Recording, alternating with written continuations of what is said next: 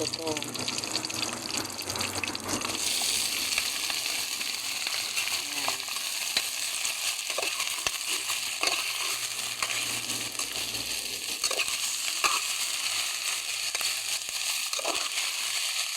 Tanggalan ko ng ulo.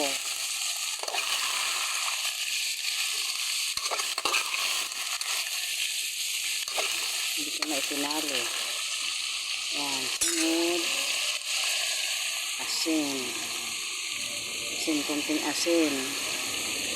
Tapos, ang palasa syempre. Lagyan ko ng asukal. Depende sa tamis na gusto ko. Yun. Mga 2 kutsarita siguro ang ilalagay ko para matamis-tamis at malasa.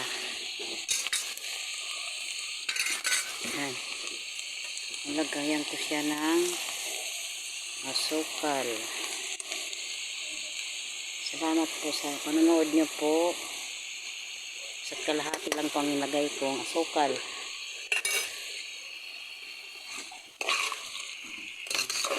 Hanggang sa maluto na po siya. Ano po, ready to, ano na yan.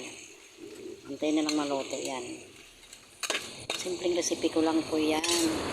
Yan ang ulamin ko ngayon, gabi. Salamat po sa panonood nyo. Thank you so much po sa mga na-upload ko po. Sana magustuhan nyo yung mga ginagawa kong mga videos. Thank you po. Magandang gabi po sa inyo. Yan po. Ulam ko po ngayong gabi.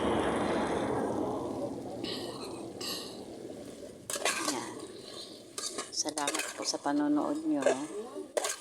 Sana nagustuhan nyo ang mga na-upload ko sa mga video ko.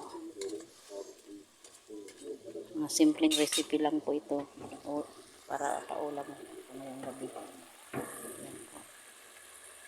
Tatakpan ko na po.